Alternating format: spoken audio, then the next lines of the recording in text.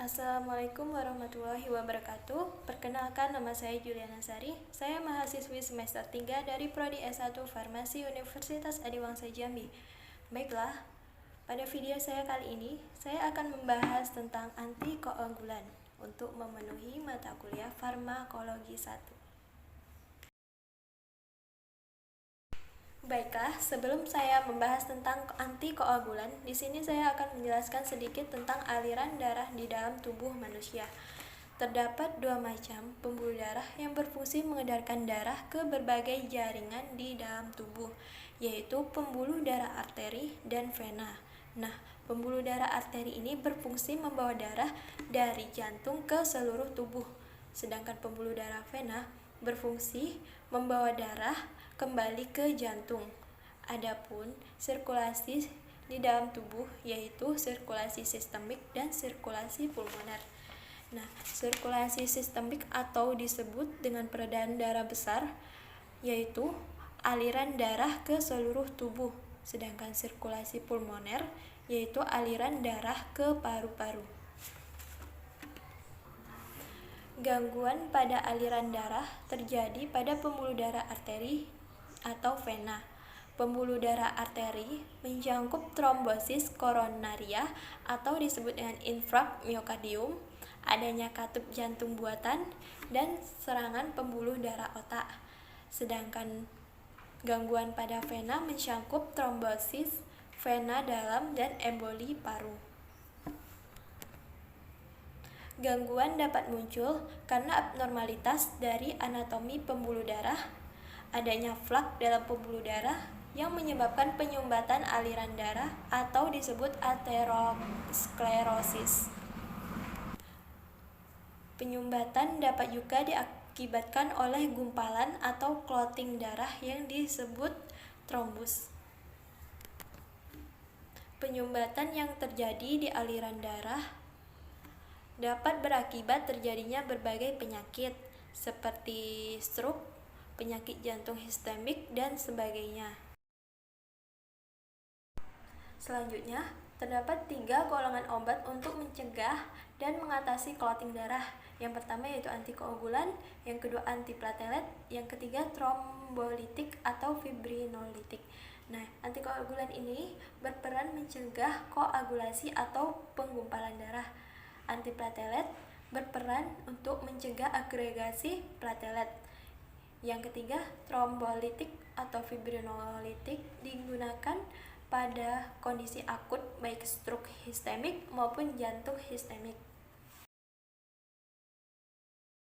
Nah, selanjutnya definisi antikoagulan. Nah, antikoagulan ini adalah obat yang berfungsi untuk mencegah pembekuan darah dengan menghambat pembentukan atau fungsi beberapa faktor pembekuan darah.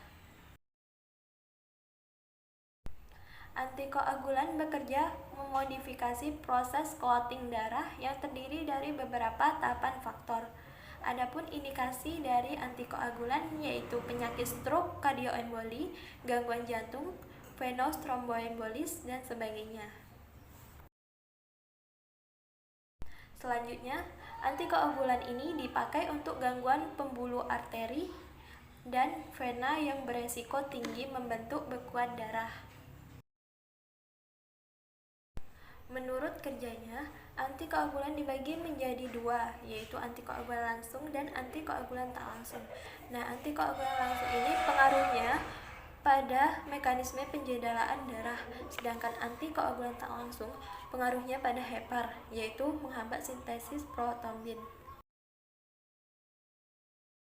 Antikoagulan dikelompokkan menjadi 3. Yang pertama, antikoagulan disuntikan seperti heparin. Yang kedua, antikoagulan oral seperti warfarin dan dikumarol. Nah, yang ketiga, antikoagulan pengikat ion kalsium seperti natrium sitrat, asam oksalat, dan natrium edetat. Nah, selanjutnya penggolongan obat antikoagulan. Ada heparin, warfarin, faktor 10A inhibitor seperti obat fondaparin, dan direct thrombin inhibitor seperti obat dabigatran. Selanjutnya, prinsip kerja obat heparin. Nah, heparin berfungsi sebagai kofaktor bagi reaksi antitrombin protease. Nah, heparin ini dilepaskan secara utuh untuk kembali mengikat lebih banyak antitrombin. Nah, heparin akan mengikat antitrombin sebanyak 1000 kali lipat dan mengaktifkan pembentukan kompleks faktor koagulasi protease serin aktif, yaitu dengan trombin 9A, 10A, dan 11A, yang selanjutnya akan menonaktifkan proses koagulasi. Untuk inaktivasi trombin, baik heparin ataupun antitrombin harus mengikat langsung satu sama lain serta ke trombin, sehingga membentuk kompleks di mana ketiga komponen terhubung dan efek antikoagulan akan bekerja. Heparin juga merusak fungsi trombosit. Selanjutnya, prinsip kerja obat warfarin. Nah, warfarin atau coumarin bekerja sebagai antagonis vitamin K yang bekerja menghambat sintesis faktor-faktor pembekuan. Warfarin terikat pada albumin di metabolisme melalui hidroksilasi oleh hati dan diekskresikan dalam urin. Selanjutnya, obat antikoagulan yaitu heparin dan warfarin. Nah, kontraindikasi yang didapat yaitu penyakit hepar, ginjal atau luka yang berat, luka terbuka, pendarahan yang tidak terkontrol, dan kehamilan. Untuk interaksinya yaitu salisilat, NSAID, dipiridamol, probenesida, antibiotik spektrum luas. Untuk farmakokinetik yaitu absorpsi peroralnya untuk heparin tidak diabsorpsi dan warfarin diabsorpsi dengan baik. Untuk distribusi pengikatan pada ionnya, heparin lebih dari 80% dan warfarin 99%. Untuk metabolisme atau waktu paruhnya, heparin 1-2 jam, warfarin setengah sampai 3 hari. Untuk eliminasi, heparin sistem retikuloendotelial, sedangkan warfarin yaitu hepar.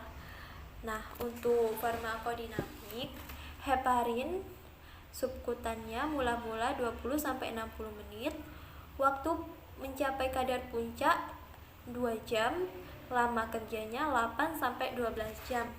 Untuk subkutan mula-mula segera, waktu mencapai kadar puncak 5-10 menit dan lama kerjanya 2-6 jam.